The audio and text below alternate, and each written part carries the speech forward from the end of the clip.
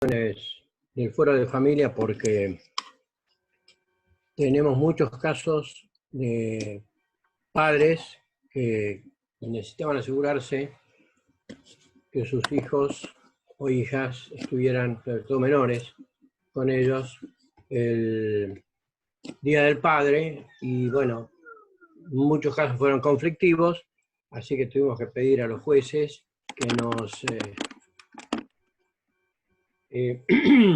hagan lugar a pedidos vinculados a intimaciones para que se autorice como corresponde. Bueno, eso determinó que se delegara en el defensor oficial, en este caso en mi persona, que tuviera que hacer las notificaciones a los estudios jurídicos de cada abogado por los correos electrónicos. Entonces, bueno, hace un ratito, aunque parezca mentira, que terminé de almorzar. En realidad comí algo así nomás como para poder arrancar, y le pedí a Nico que les avisara a ustedes que nos demorábamos un momentito. Bueno, otro tema, sin perjuicio de que en lo personal creo que vale la pena que ustedes vayan leyendo el libro que figura como Historia Constitucional 3, pero en realidad se llama La Argentina Postergada. Igual estoy haciendo algún cuadro sinóptico para que lo tengan en el curso de la semana que viene. O sea, ya el viernes ya lo voy a tener terminado. O sea, el resumen de todo este libro, prácticamente, que es todo lo que yo voy a dar, es todo este libro, en las clases que podamos tener. Nico, a propósito te pregunto, no hay novedades sobre la fecha del segundo parcial, ¿no? No, todavía no se sabe nada, Julio. Bien, bueno, eso me va a dar tiempo para que pueda seguir abundando en esto que es la historia reciente, que es la comprensión del presente político, institucional, social y económico de la Argentina. Entonces, igualmente, yo ya les voy diciendo que de lo que vamos viendo, lo importante son los documentos. O sea, como primera medida, la proclama del 4 de junio del 43, en las palabras claves, cuando yo les dije que ellos justificaban ese golpe militar en la existencia de peculado, corrupción, venalidad y fraude, que proclamaban el respeto a los compromisos internacionales y sobre todo que sostenían la soberanía de la Argentina, de la nación. Luego van a ver que en el decurso de los acontecimientos, llega el primer gobierno, y durante el primer gobierno se sanciona la Constitución del 49. De esa Constitución voy a hacer un resumen, porque la voy a preguntar, porque forma parte de los derechos sociales que se instalaron, que tomaron carta de ciudadanía a partir de ese momento. Y son importantes para entender después la reforma del 57, que incorpora el artículo 14 bis, que es una especie así de compilación apretada de todos esos artículos de la Constitución del 49, con una modificación muy importante, que la Constitución del 49 no aceptaba el derecho a huelga, y en cambio sí está el derecho a huelga, como luego vamos a ver, en la reforma del 57, reforma que a fuerte sinceridad es inconstitucional, porque fue convocada por un gobierno de facto, el gobierno del general Pedro Eugenio Aramburu. De todos modos, eso podía haberse solucionado en el tercer gobierno de Perón, es decir, cuando Perón es presidente por tercera vez, en 1973. Es muy rico todo este periodo que empieza en el 43 hasta el 2007. Incluso vamos a hablar de cosas que no se hablan en ninguna facultad de Derecho, desde el punto de vista institucional y constitucional, como va a ser el fenómeno insurreccional. Acá vamos a hablar de todas esas cosas. Vamos a hablar de los decretos, del operativo Independencia. Vamos a tratar de poner sobre la mesa la verdad histórica.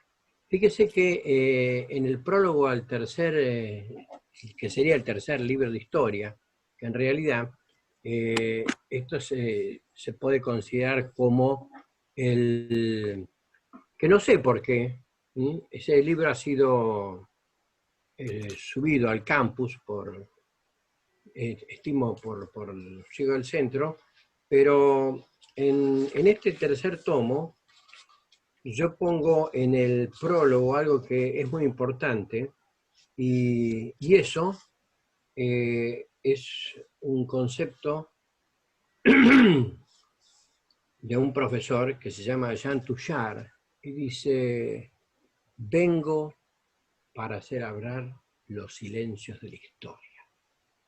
Y es cierto. La época reciente tiene muchos silencios y yo he consultado todas las fuentes documentales que pude. Insisto, 10 años me llevó a escribir este libro. Por eso lo ofrezco a ustedes para que tengan la posibilidad de poder, ya que está en el campus subido, que tengan la posibilidad de interiorizarse de todas estas cosas. Todo tiene una razón y un porqué, y estamos donde estamos por todo esto que venimos arrastrando a partir de este 1943. Bueno, habíamos quedado en el segundo gobierno, la segunda presidencia. Estábamos en el año 1951 y no cabe ninguna duda que era un año muy grato para el peronismo. Les había ido muy bien las elecciones de convencionales constituyentes para sancionar la Constitución del 49, también cuando se habían renovado las bancas de diputados y senadores y también dentro de las provincias. Y sin embargo, y a pesar de que yo siempre sostengo que el ingreso fue bien distribuido, había un problema. Ahonda muy bien en ese tema el politólogo francés Alain Rouquier, cuando dice que durante el último periodo, previo a la segunda presidencia, por ejemplo, el sueldo de los maestros se duplicó, pero los de los trabajadores de la industria se quintuplicó. En cambio, todos los que estaban en la clase media, todos los que trabajaban para el Estado en la clase media, en realidad no tuvieron ajustes, no tuvieron mejoramientos salariales. Y en ese periodo hubo 4 veces se modificó la inflación. Claro, a razón de una vez por año, había pequeños picos inflacionarios, nada que ver con lo que tenemos ahora. Pero la inflación en realidad va a empezar entre el primero y el segundo gobierno de Perón. Entonces, estamos en el 51 y el 22 de agosto de 1951 ya había mucha intención de parte sobre todo de los ámbitos de la CGT de proclamar la candidatura de Eva Perón. Acá hay algo que es muy interesante y es el análisis que se hace. Eva sabía que no podía ser vicepresidenta. Y de hecho, estoy de acuerdo con la posición de Fermín Chávez y del historiador norteamericano Klaus Waller, pero acepta la postulación porque en realidad esa postulación significaba lo que era la fuerza que tenía el peronismo frente a la oposición. Porque en el seno de las Fuerzas Armadas, previamente a ese cabildo del 22 de agosto del 51, que le llaman el Cabildo Abierto del Justicialismo porque se hace precisamente ahí, en el obelisco, frente al obelisco, las Fuerzas Armadas ya tomaron conocimiento de que, claro, lo que pasa es que la figura de Eva Perón no era la de la primera dama de cualquier gobierno anterior, que era una figura casi decorativa. Eva tenía un protagonismo muy activo. Eva llevaba adelante una política muy participativa. Es más, la primera huelga que tiene Perón en 1950 es la huelga de los ferroviarios.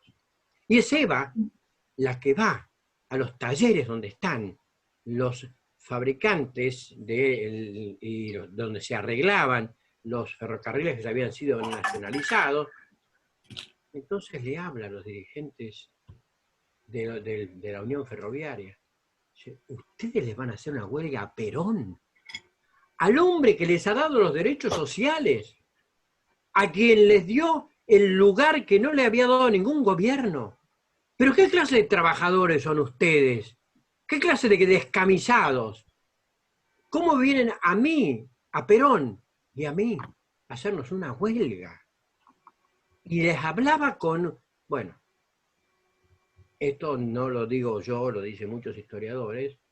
Eva era una persona que acostumbraba a insultar, acostumbraba a humillar, o sea, iba con los botines de punta. Y aceptemos que es una figura relevante de la historia política de la Argentina. Esto es una realidad.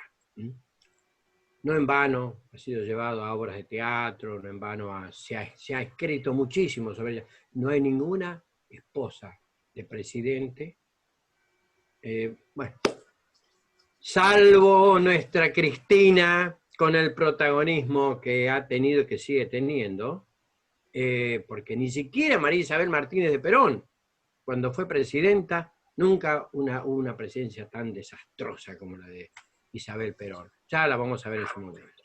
Bueno, pero la cuestión entonces es esta, que dentro de las Fuerzas Armadas se recibió estos fuertes rumores de que la CGT proponía que la candidatura para la nueva presidencia sea Perón-Perón. O sea, Juan Domingo y María Eva. Bien, entonces surgen dos alas dentro de las Fuerzas Armadas. Una que seguía a el general Lonardi y otra que seguía al general Aramburu. Generales en actividad o retirado, uno u otro, y esto tenía una explicación. Y la explicación era que Lonardi había sido muy amigo de Perón y seguía siendo muy amigo de Perón. Es más, te voy a contar que me propuse encontrar libros para escribir de la Argentina postergada y di con uno, me costó muchísimo, pero lo pude ubicar, escrita por Marta Lonardi, la hija del general Lonardi, y que se llama El general Perón y mi padre. Y cuenta que antes de ser presidente Perón, él y Lonardi estaban agregados a la embajada argentina en Chile.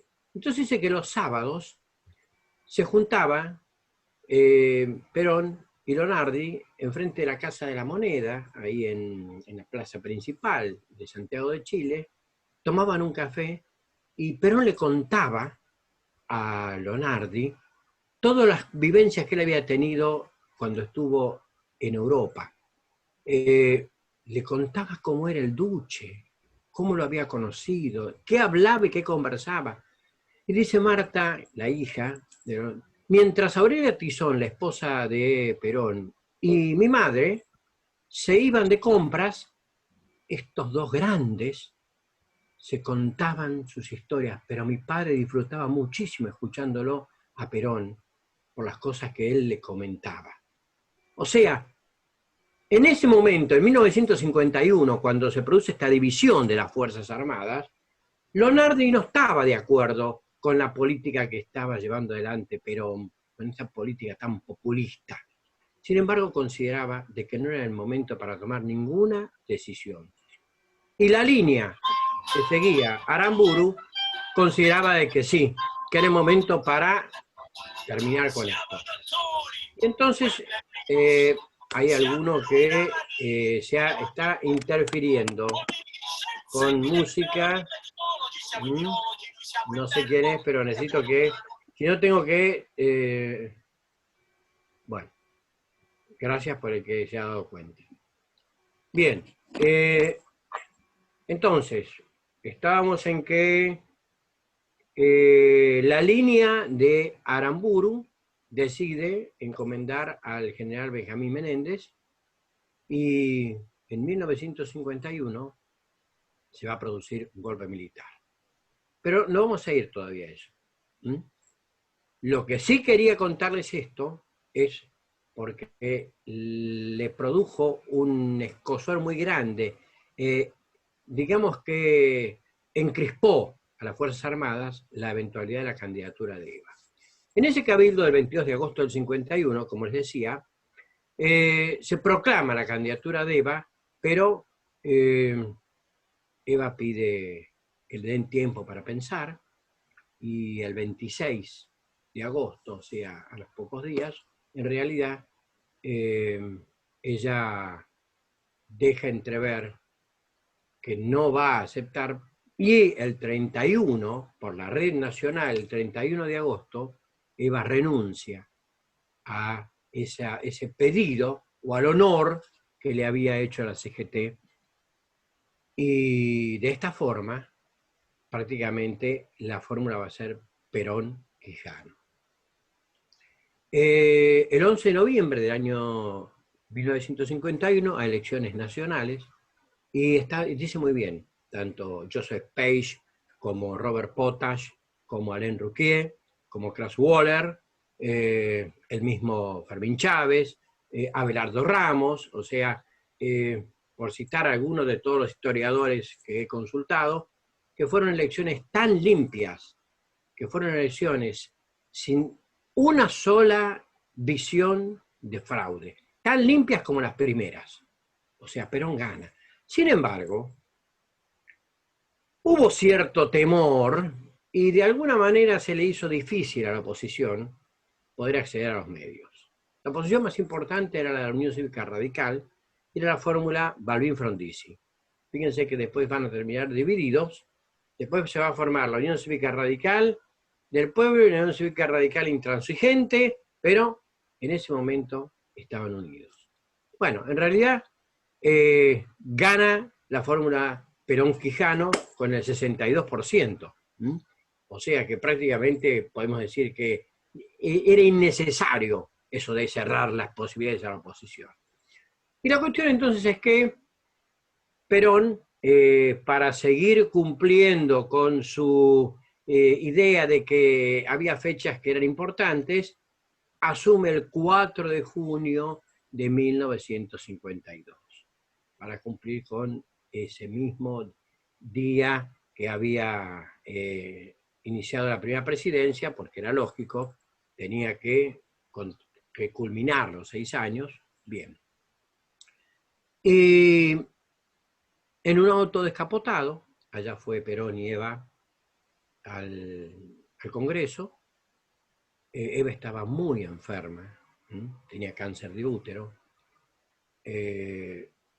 Según comentan, en el auto descapotable estaban los dos de pie saludando a toda la multitud, que era ensordecedora, y parece que Eva hasta tenía puesto como una especie de sostén, como si fuera, le habían armado algo, y el tapado de piel lo tapaba para que pudiera sostener el cuerpo, porque ya no se podía mantener en pie. Prácticamente la situación fue complicada porque pudo llegar a ver a Perón que jurara, pero la salud de ella se deterioraba cada vez más, ya era casi vox populi, que de un momento a otro el cáncer hacía estragos y que la llevaba al final de su vida. Y el 26 de julio de 1952, por la cadena nacional, la Secretaría de Información dice algo así como: cumple el penosísimo deber de informar al pueblo de la nación argentina que la señora María Eva Duarte de Perón, jefa espiritual de la nación, ha fallecido en el día de la fecha. Se convocó a un médico español, al doctor Ara, y Ara embalsamó el cuerpo de Eva de una forma increíble. Hay dos casos de embalsamamiento impresionantes que se mantienen como si fueran momias egipcias. Uno es el de el gran líder ruso, el que llevó adelante la revolución, o sea, viene la revolución del 17 rusa, y entonces bueno, tantos nombres que uno va dando, y ahora después me voy a acordar, el que lleva adelante la revolución de rusa de 1917. Lenin. Si alguno lo recuerda, hágame el favor de decirlo. Lenin, ¿no era? Exactamente, exactamente. Y Ulyanov, exactamente. Lenin es uno y está embalsamado. Y el otro es el cadáver de Eva Perón. Impecablemente. Lenin. ¿Cómo? Lenin, parece que ahora el cuerpo de Lenin lo van a vender para cubrir unas deudas que tiene el país. No me lo diga, profesora. ¿Cómo le va? Qué gusto Perdón escucharla. que me metí, pero es un caso No, me encantó que esté participando de la conversación, me encantó. Es un placer escucharlo, profesor. Bueno, muchísimas gracias. Usted siempre tan grata y tan generosa en su apreciación. Bueno, la cuestión entonces es que el cadáver de Eva Perón estuvo, luego de que es embalsamado, es conducido, se lo lleva al Ministerio de Trabajo, está allá exhibido durante 2 semanas, estuvo exhibido, y después fue al Congreso donde se le dio la despedida final. Después les voy a contar el periplo, el tremendo periplo de ese cadáver. Todo lo que va a determinar una constante, y es uno de los determinantes del ajusticiamiento de Pedro Eugenio Aramburu durante el gobierno de Lanusse, el presidente de facto. Pero estamos en una realidad en que en la Argentina que asume Perón, por segunda vez, no era la Argentina donde él asumía por primera vez. Porque ya se hablaba de aires de corrupción, se hablaba de venta de cargos, se hablaba de negociados, y esto le gustaba mucho a la oposición, pero le molestaba profundamente a Perón. Y acá surge el caso Duarte. Juan Duarte era el hermano de Eva y lamentablemente no era una persona muy sana en sus actitudes, en la forma en cómo se comportaba, muy amigo de andar con actrices y con artistas de la época, habitué de los cabarutes típicos de Buenos Aires. Bueno, la cuestión entonces es que, claro, cuando fallece Eva, Juan Duarte, que era el secretario privado de Perón, cae en desgracia. Por ahí algunos comentarios dicen que cuando Eva viajó a Europa en el primer gobierno de Perón, que fue recibida por Franco en España, por el Papa en Roma, le molestaba mucho las actitudes de las cosas que hacía Juan, y varias veces lo llamó al orden y lo increpó. Obviamente que tenía un amor muy grande por su hermano, pero su hermano era un tiro al aire. Pero gozaba de la inmunidad de ser el secretario de Perón, y no era poca cosa. De esta manera, entonces, se empiezan a tomar cuerpo ciertos problemas vinculados al abastecimiento de carne en Buenos Aires. Resulta que Juancito había entrado en algunas componendas, se desabastece de la carne, eso obliga a que la carne suba de precio, y la CGT se molestó muchísimo porque se dio cuenta, porque pudo descubrir cuál era la cuestión, y entonces lo fueron a increpar a Perón. La cuestión entonces es que estos aires de corrupción que complicaron previamente determinaron que el 6 de abril del año 53, de 1953, Juancito tenga que renunciar. Se lo obliga a renunciar, y la cuestión entonces es que comienza una investigación. Perón habla a los medios y dice: es la primera vez que la CGT me pone el cuchillo en la panza y yo no voy a permitir que se dude de la honorabilidad de este gobierno. Y además voy a iniciar una investigación. Y en esa investigación, el primero en ser investigado voy a ser yo. Yo me pongo a disposición para que se investigue. Y si es necesario, voy a faenar carne en el pleno centro de Buenos Aires, en la calle Corrientes o en el Obelisco, pero no va a faltar más carne en la Argentina.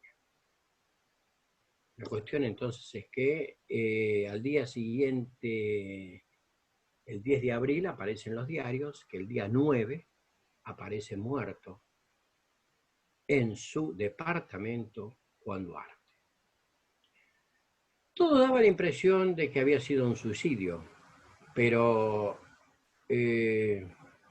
encontré en el historiador norteamericano Krauss Waller, bueno, ya que me estaba quedando 10 minutos de tiempo, vamos a terminar de contarles esto, después vamos a seguir con los problemas que van a determinar del golpe militar del 55. Entonces, en realidad, la verdad es esta. Duarte no se suicida en su departamento. Se suicida en la casa donde era la casa presidencial, o sea, la Quinta de Olivos, allá en el dormitorio y en la cama donde dormía Eva. La carta que deja aparece como corregida porque había algunos horrores de ortografía. El juez que interviene en la causa la sobreselló y entregó inmediatamente el cuerpo. No dispuso que se hiciera una autopsia, pero se supo que el arma que se le encontró a Juan Duarte en la mano no era la bala servida que se había encontrado. El arma era un Smith & Wesson y en realidad la otra era una 45, la bala servida. O sea que algunos hablaron de que lo habían mandado a matar. En realidad no, se suicidó, pero todo fue muy complicado, mucho barullo. En síntesis, nunca se supo bien. El que puso las cosas en su lugar fue el coronel Aldo Luis Molinari, a quien se le encargó la investigación, y entonces ahí sí se llegaron a la conclusión de cómo habían sido las cosas. Esto alimentó la oposición y, como yo les decía, estábamos en el 53, pero en realidad en el 51 se había producido esa revolución, o sea que ya este segundo gobierno no era tan pacífico, tan tranquilo. El 28 de septiembre de 1951 fue la sublevación de Menéndez, Benjamín Menéndez, el padre del que luego va a ser el gobernador de las Islas Malvinas en la época del innombrable y borracho general Galtieri. Luego de esto tenemos que a los implicados no se les aplicó el código militar, porque la sublevación, como dice el historiador Juan Orona, no tenía sustancia. Toda la oficialidad, y sobre todo la oficialidad mayor, era leal a Perón. El ejército siempre fue leal a Perón. El problema se va a suscitar que se va a dividir, por un lado, Fuerza Aérea y Armada, y por el otro lado, Ejército.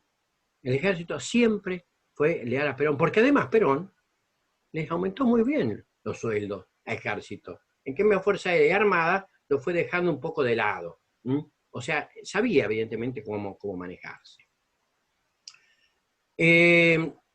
Incluso Eva había comprado una cantidad de armas en ese momento a Bélgica, y un hombre de su extrema lealtad, como era el general Lucero, cuenta en otro libro que también me costó y pude lograr encontrar, El precio de la lealtad, se llama el libro del general Lucero, que es el ministro de guerra que tiene Perón, fue a verlo un día a Perón a la Casa de Gobierno, le dice: general, los militares saben que en la CGT, que en los subsuelos de la CGT está lleno de armas.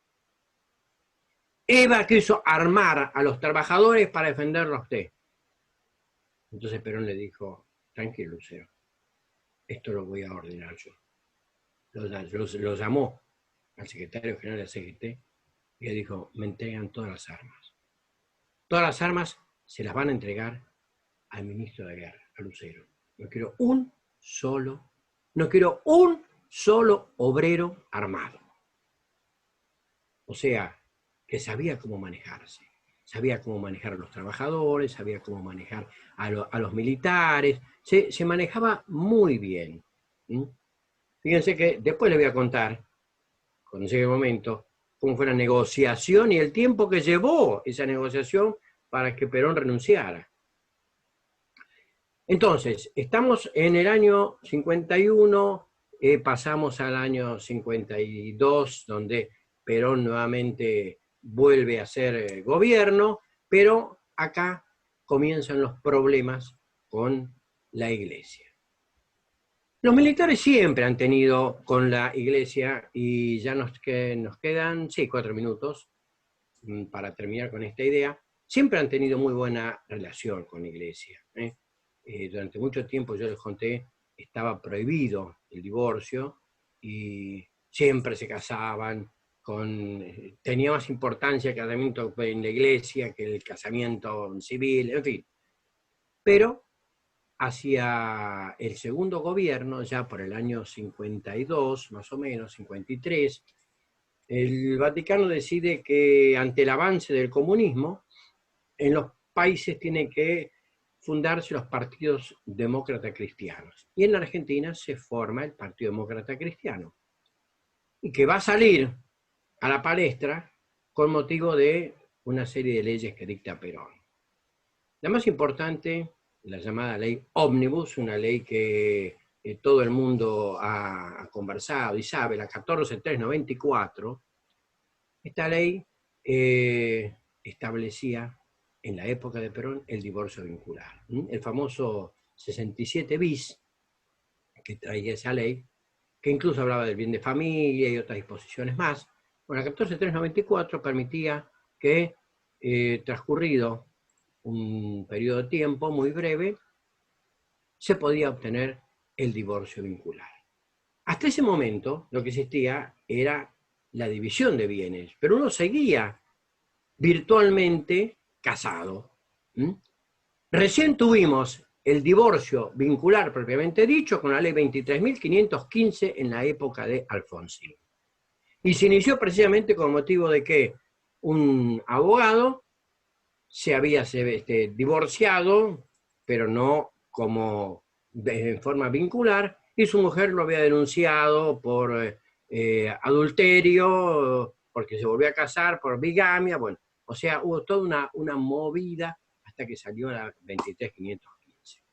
Bueno, la 14394 fue un revoleo muy grande de parte de la Iglesia. También hubo otras disposiciones, una ley de profilaxis, eso fue en diciembre del 54, la ley de profilaxis que permitía que hubiera establecimientos, casas de tolerancia, que estaban absolutamente muy bien controlados. Las damas que trabajaban allá tenían su libreta sanitaria, o sea que, a pesar de que estaba perfectamente establecido, imagínense lo que pensaba la Iglesia. Bien, ese conflicto con la Iglesia va a hacer eclosión en junio del 55, pero eso vamos a dejarlo para la segunda parte, porque ya nos queda 1 minuto y medio, y entonces yo lo que les quiero ir comentando, cómo se fue deteriorando esa relación de la Iglesia con el gobierno, porque eso, juntamente con un famoso contrato que no llegó a firmarse, pero que Perón hizo la firma inicial, que fue el contrato con la California Standard Oil, esos dos hechos van a determinar la caída del peronismo. Bueno, queda un minuto, entonces, Nicolás, en 5 volvemos, tomamos rápidamente un café, y profesora María Martín está invitada en la segunda parte a hacer todos los aportes que considere inherentes al tema. Un gusto y nos vemos dentro de 5 minutos. Dale, perfecto, profe, nos vemos en 5.